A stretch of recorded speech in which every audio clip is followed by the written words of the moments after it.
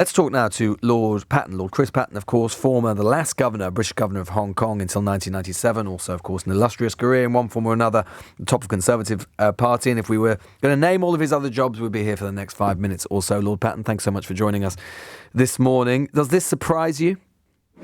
No, I mean, to begin on a charitable note, I don't think anybody will have been surprised by this display of the Duke of York's common sense and sense of integrity.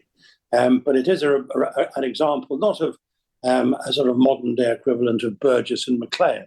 It's not a sort of Yorkist coup like that. The role of espionage during the Cold War was by the Russians was rather different to what the Chinese do most of the time. Yes, they do try with overt and covert measures to undermine our national institutions, our national economic interests. But above all, what they try to do is to find a network of people of influence, and I think the Duke of York was part of that. Incidentally, I guess that almost every Fleet Street editor has the name of this guy, and is just waiting for anonymity to be rolled out in order to name him. He sounds like an engine train at the moment, or a railway line, H6. But everybody knows who he is. And there's actually been photographs of him with the Duke of York, I think about 4 years ago in the Daily Mail. Good for them. But it's an example of three things, I think. First of all, of the idiocy of some people in thinking that you can't do business with China unless you do so on your knees. Secondly, it's an example of the delusion we have about China, which we can perhaps talk about a bit. And finally, I think it's also an example of people assuming that you have to accept Chinese narrative, which involves us in the Foreign Office and elsewhere in what I call mush diplomacy, avoiding saying anything which might annoy the Chinese, which is complete rubbish. What do you think? I mean, you've alluded to this already, but from the outside, it might seem curious that of all people, the Chinese state might choose to target Prince Andrew. What do you think they thought, assuming it is correct, this reporting is correct, is in it, and the court is correct, was in it for them? Well, I agree with the premise of part of your question. I don't think if you were looking at somebody who could give lots of sage advice, inside advice on British government policy on China or anywhere else, I don't think you'd immediately think of the Duke of York, but perhaps I've missed something. But what they try to do is to use people like him in order to open up contacts with other people. And this should be illegal, as Dominic Grieve has pointed out. And we should by now have introduced legislation to make it a criminal offence for people who are employed by other states to behave as the way this H6 has apparently behaved, trying to cozy up to people and get them to be part of a network which will actually speak up for China whenever possible and try to affect policy making. So you think the British the government should enact that? We should do that. We should make it illegal. The last government should have done. I mean, Dominic Grieve, who's an extremely good lawyer and has chaired the Intelligence Committee, like MI5, like MI6, like the Intelligence Committee, knows exactly what the Chinese are up to. And what's required is, first of all, for the government to make some legislation quickly on that point, as the Australians and the Americans have. And secondly, to actually produce a document setting out what our strategy on China should be. I mean, at the moment, it's quite extraordinary that they seem to be going overboard about the importance of having a better relationship with China. What does that mean? We should actually know. Nobody's in favor of a bad relationship with China, but by and large, the reasons for the relationship with China not being better are because of the way the Chinese behave. Do you detect from the government, who, as you say, they have been sending warm signals to the Chinese government? Starmer, of course, met with President Xi. Do you think that there is a danger that they will become too soft on China? Yes, for economic reasons? Absolutely. And you'll notice a substantial change in the way they talk about human rights abuses in Xinjiang or Hong Kong, and the the way they're likely to talk in the next few months, unless they have greater sense. But I do think they should set out for the country and from Whitehall a pretty clear statement on what they think our policy on China should be. And they should make it clear that they're going to stand up for British citizens in China. They should stand up for Jimmy Lai, who's got a British passport, who's been in prison now for 1,000 days or more, who is in solitary confinement, who isn't, as a Catholic, allowed to receive Holy Communion, which is a particularly vengeful thing for the Chinese to be doing. And we've made a few remarks about him, but the government should make it a big issue to defend a British citizen in the way they haven't so far. Why is he being pursued by the Chinese? Because he's a journalist. I was going to say, have you heard anything from David Lammy or Keir Starmer giving a sense that they're pursuing this case with any degree of intensity with Jimmy Lai? As you say, it's a pretty egregious case by any measure. I haven't, and they've said one or two pro forma things, and they're sort of by the way remarks. We're not very keen on this.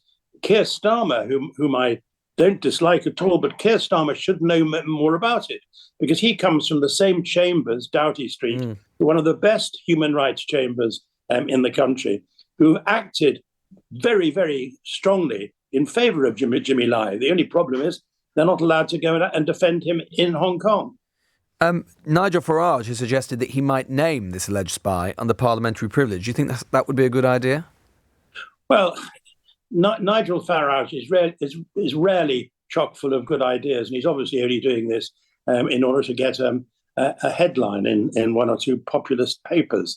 But since it's likely that the anonymity will be raised next week, I don't think this is a particularly important aspect of Mr. Farage's role in public affairs. How big a network of agents do you think the Chinese state has in Britain in one form or another? A substantial one?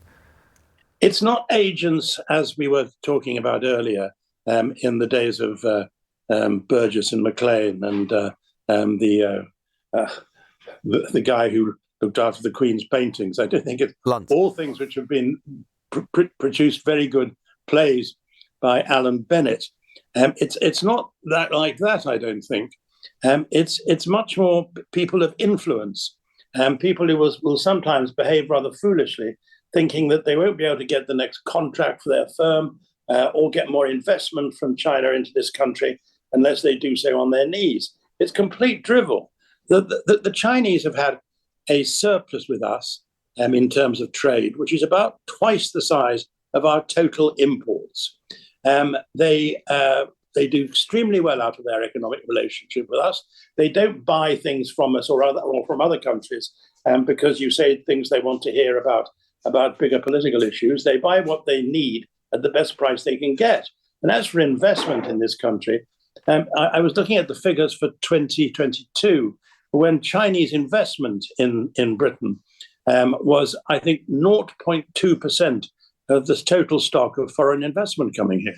So we're not hugely dependent on that. Of course, it would be nice to have a better relationship with them, but we shouldn't do so on the basis that that's the only way you can get them to sign up to international agreements. They sign up to international agreements, as on Hong Kong, as on epidemic disease, as on other things, and break them when it's convenient for them. So alas, the problem is not whether they sign up to agreements, but whether they keep to them. On other matters, Lord Patten, you'll know, of course, that you're still a Conservative member, aren't you? Or have you left the party now? I can't recall. I don't think I've left it, but you couldn't say I was an enthusiastic or active member, but I'll always be a Conservative. Yes. Whether we have a Conservative party is another matter. Well, indeed. But your new leader, Kemi Badenoch, she's been there for about 2 months. How do you think she's getting on, doing? No, I think I didn't myself think she was the best candidate. I thought it was a pity that Tom Tugan had, and the former Foreign Secretary weren't in the last two. But it's very important that we have a good opposition in this country as well as a good government. And I wish her well, but I think she's probably better than Liz Truss, but, most people are better than Liz Truss. Do you think that she was, of course, over in the United States recently, meeting various people from the MAGA movement, J.D. Vance and others? Excited she says, by the role Elon Musk is going to play in slashing government waste. Do you think that's a good idea for her to be making those sort of allies? I think my views on Elon Musk are mostly about the threats to free and responsible speech, which his technology poses, while claiming to be an advocate of and the most important champion of free speech. I think his technology actually threatens free and responsible and civil speech, and I think the role it played in the riots a few months ago was one that should end the arguments about Elon Musk's behaviour in democracies. And yet there's a suggestion, even today, Nick Candy, the new Treasurer of Reform, over trying to make overtures to Musk, potentially to get a donation. Who knows? I mean, that would be, if the suggestion of his donating tens of millions to Reform flooding into British politics, that would be a huge problem, wouldn't it, for the system overall? Well, it would put any peccadilloes of Duke of York into perspective. But I don't put anything past Mr. Farage and his colleagues. I think they do represent a threat to democracy and to good government in this country. That's why I think all of us should want, whether we're conservatives by principle and philosophy or not, should wish the present government the best of good luck, because it's very important that they sort out the economy. And anybody who doesn't believe that there's a lot of sorting out to do should read anything written by Paul Johnson of the Institute for Fiscal Studies. Do you think Farage is a threat and his reform are a threat to British democracy? I think potentially. I don't think I take him as seriously as some people do, because he's so absurdly the sort of the loudmouth in the saloon bar that you leave the saloon bar in order to avoid listening to. But there won't be an issue likely to get on the front page of a popular newspaper which he won't have taken up in some way or other. But I think that the favour of government whose views on foreign policy, if implemented, would have us at war, whose views on the economy are ridiculous and would completely bankrupt us rather than just partially bankrupt us. I don't think any of that makes much sense, and whose views on things like immigration are not very far from Tommy Robinson. Lord Chris Patten there, former governor of Hong Kong, the last British governor of Hong Kong, former chairman of the Conservative Party, although I think it's fair to say that he and his party have rather parted ways on many matters since then, giving us his thoughts on China, but also British politics a little bit more